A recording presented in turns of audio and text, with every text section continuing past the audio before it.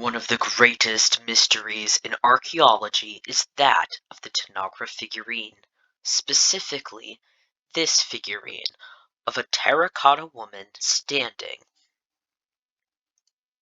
Now, there are many figurines like this one, and most of them come from their namesake place, Tanagra, Greece, and so we can assume that this is where this figure originates. However, it was actually purchased by Albert van Buren in 1904 in an area north of Rome called Isola Furness while on a cruise with some colleagues.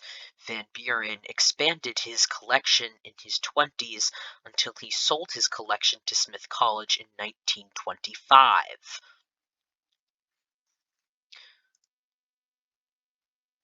The area that Van Buren purchased the figurines was home to many late Etruscan artifacts, so we may assume that this figurine was also Etruscan, like many of its fellow artifacts purchased by Van Buren. Greek settlement in Italy began around the 8th century BCE due to famine and overcrowding, bringing with them their language, culture, and art. Here you can see the linguistic presence of Greek settlers. Notice this area in particular, Tarentum. Now this Tanagra figurine was found in Tarentum.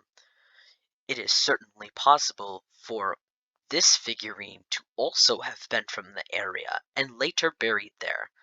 Yet another mystery remains.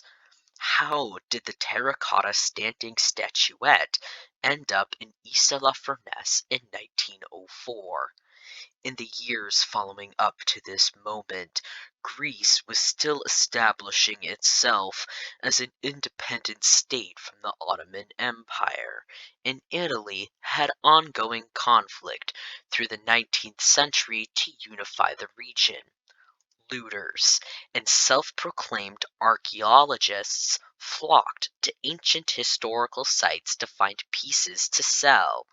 The looter could have acted alone, or had an operation to transport the terracottas to a place easily accessible to tourists with fascinations for old things and lots of spending money, much like that of Albert van Buren.